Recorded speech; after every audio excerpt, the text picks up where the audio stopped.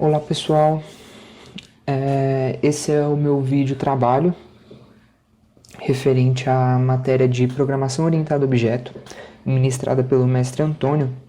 Eu me chamo Gustavo Freitas Mota e o tema dessa apresentação vai ser Reflection.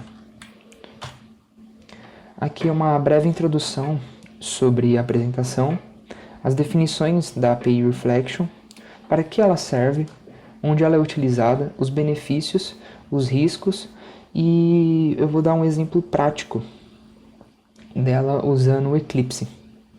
E por fim, as referências que foram utilizadas para a criação dessa apresentação. O que é Reflection? Basicamente, o Reflection serve para determinar métodos e atributos que serão utilizados de determinadas classes, que nem se conhecem. Com essa ferramenta, o programa tem a capacidade de observar ou até mesmo modificar a sua estrutura ou comportamento, que ocorre tipicamente em tempo de execução.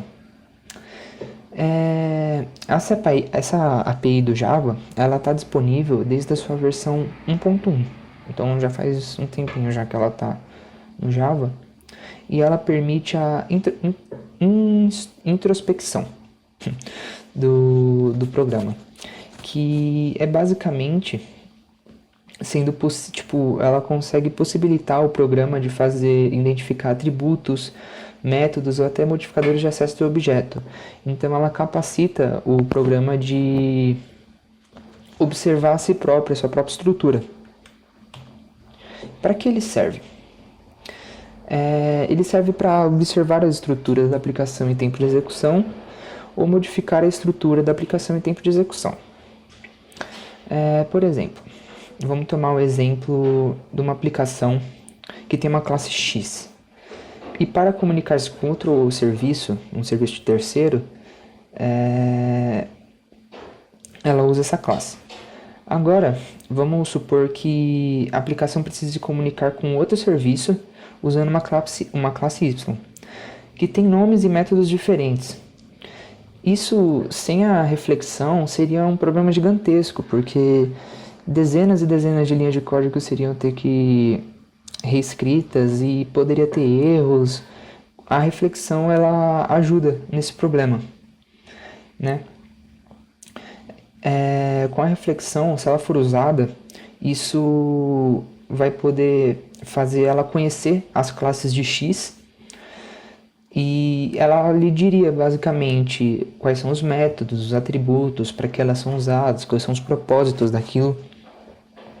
E assim, quando o novo serviço for usado via classe Y, a aplicação também procuraria pelos métodos necessários e utilizaria. O Reflection pode ser utilizado também para acessar um método de um conjunto de objetos sem saber o tipo concreto do objeto. Agora, onde ele é utilizado? Ele é usado em programas que precisam processar o próprio programa, ou programas de terceiros, como ferramentas que se comportam de diferentes maneiras no SO, em SOs diferentes, no caso. Reflection faz chamadas de métodos que conseguem reconhecer a estrutura de um programa em tempo de execução. Isso se torna importante quando é necessário resolver problemas nos quais os dados só são recebidos em tempo de execução.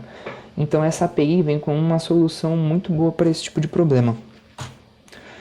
Um exemplo da utilização de Reflection é uma IDE, como por exemplo o Eclipse. Vamos tomar ele como base. Imagina que toda vez que um novo plugin fosse desenvolvido para o Eclipse, ele tivesse que ser refatorado, a fim de adaptar-se ao uso desse novo plugin. Seria muito trabalhoso e inviável, dada a quantidade de plugins que são desenvolvidas para o Eclipse.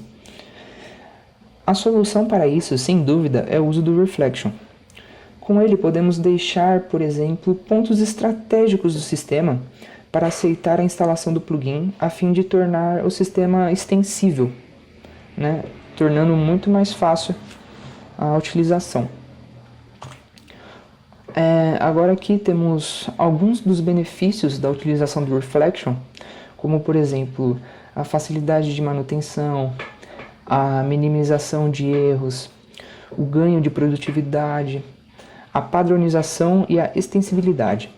Alguns desses benefícios são bem óbvios, né? Como, por exemplo, o ganho de produtividade, que vai evitar que você fique reescrevendo linhas e linhas de código, fazendo você ser bem mais produtivo na hora do seu trabalho. A padronização e a extensibilidade como um dos fatores principais do Reflection. E agora alguns dos riscos que você tem utilizando o Reflection, que é, por exemplo, a redução de desempenho, problemas de restrição de segurança e exposição da estrutura do objeto. A redução de desempenho é que se a mesma parte do Reflection for processada várias vezes, ele vai ter que ficar refazendo aquele código e realmente vai ter uma queda de desempenho.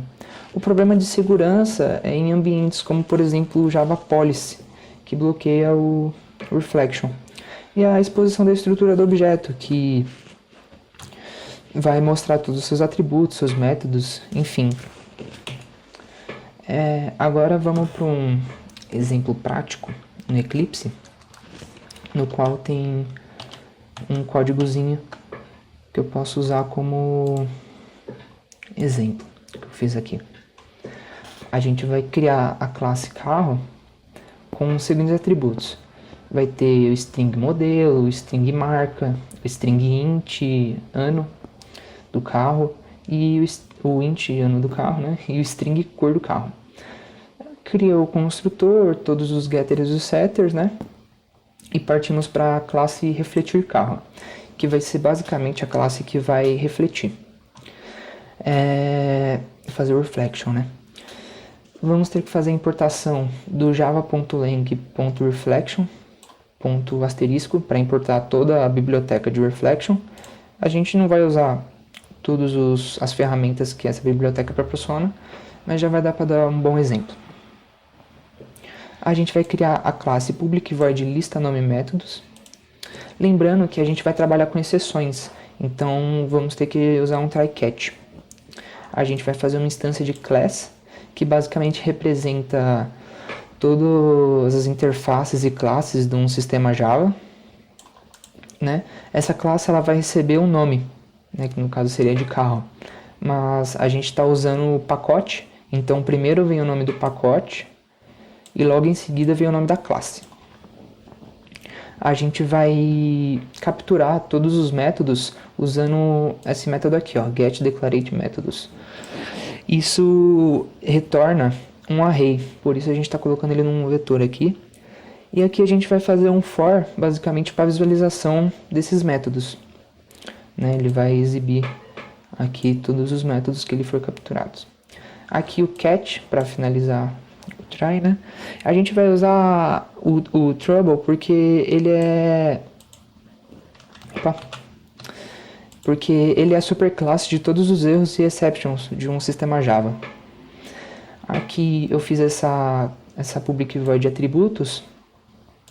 É quase a mesma coisa da public void lista nomes, só que eu coloquei para ele retornar o nome do método com o método getName e retornar também o tipo do método com return type, mas em suma é a mesma coisa. Aqui a gente vem para nossa main